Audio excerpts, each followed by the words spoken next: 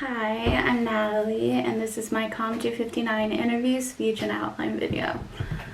So I'm going to start off with a little background information. So my last video, I was more talking about like marketing when my original assignments were for law enforcement, and that was because since I'm graduating in May, I'm kind of exploring every possible job that I feel like I could fit in. And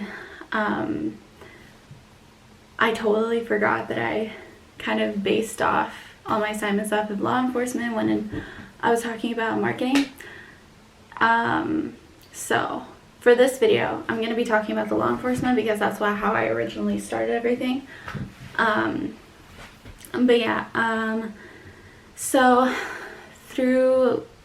So choosing the job postings, I'm going to choose the LL Special Investigator because it is the one that has the least amount of more requirements that I would fit in, because to become like a detective or a criminal investigator or a special investigator, you usually would have to do some sort of law enforcement experience, which obviously I don't have. All I have is a bachelor's. So therefore, that one was the one that I kind of like was the easiest one to get the job for. So I'm going to base off this video off of that. Alright, starting off, I'm just going to do the elevator speech one more time with the correct information. Hi, my name is Natalie. I am 23 and I am graduating in May with a Bachelor of Science in Communications at Arizona State. Arizona State University is known for being #1 in innovation and has a lot of different awards for their school. I chose communications because it is a broad major, and I was taught a lot about how people kind of communicate with each other and how people act in different situations. So I thought that was really interesting, and I started getting more interested in law enforcement when I was at my senior year. I've always been really interested in criminal investigation, crime scene investigation, and just the entire steps it takes to kind of find out who murdered someone or who committed a certain crime. I always found very, very interesting, and that's kind of how I started becoming a little bit more interested in actually working in that field and becoming an investigator.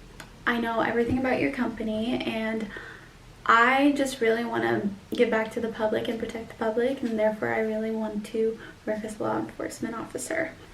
Alright, so as I mentioned earlier, I don't have experience in law enforcement.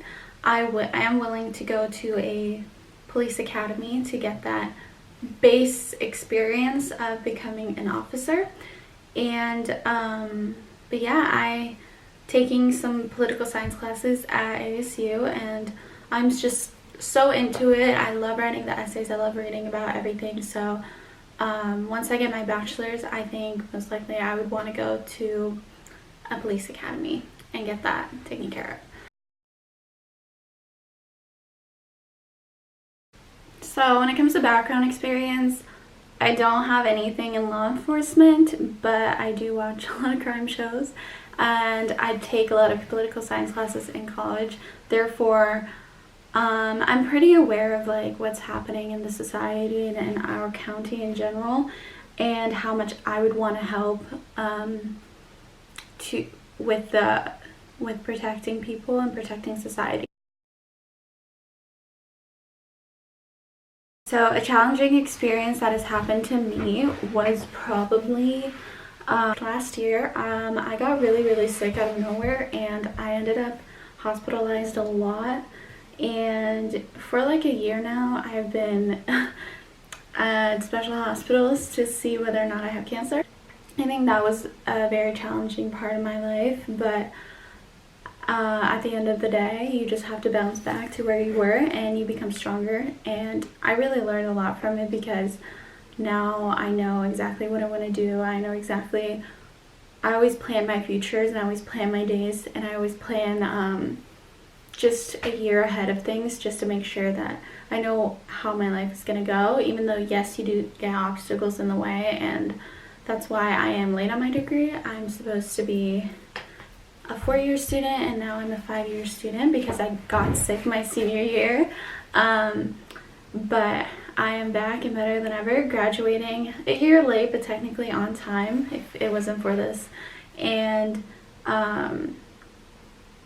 it's really taught me to kind of be more aware of things and not waste your time thinking, oh, everything's going to be okay. You have to make your choices that you do, and you have to be responsible. So I really learned a lot from that, and now I'm back at it, graduating and starting a new career. So I'm really excited.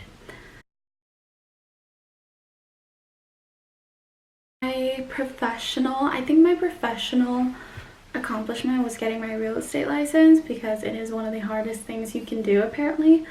And it was really hard, not gonna lie. And I got my real estate license, and I got hired by one of the, I think it was the top, at the time, the top real estate company in the world. So I was really happy about that, and I worked for them for a couple months, and then I got sick, so I wasn't able to continue on. But I think that was the greatest professional accomplishment that I had done.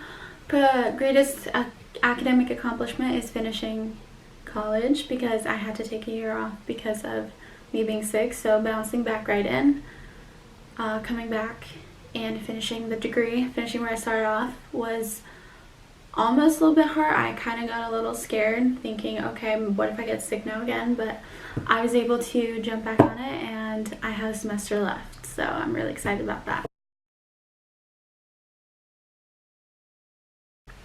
I think you should hire me because I deliver, and I deliver in exceptional results. And I'm very passionate when I work, and I don't take things personally. For me, work, I'm kind of a different person at work, and I make sure the job gets done. My 5-year plan is so in 5 years, I'll be 28. I'm currently 23. And I'm hoping to have exceeded exceptionally in the career path that I've chosen, which is law enforcement. And I'm hoping by then I've become a very great police officer, or made it to the LL Special Investigator field or detective field. And I'm hoping that I can inspire others to follow that path.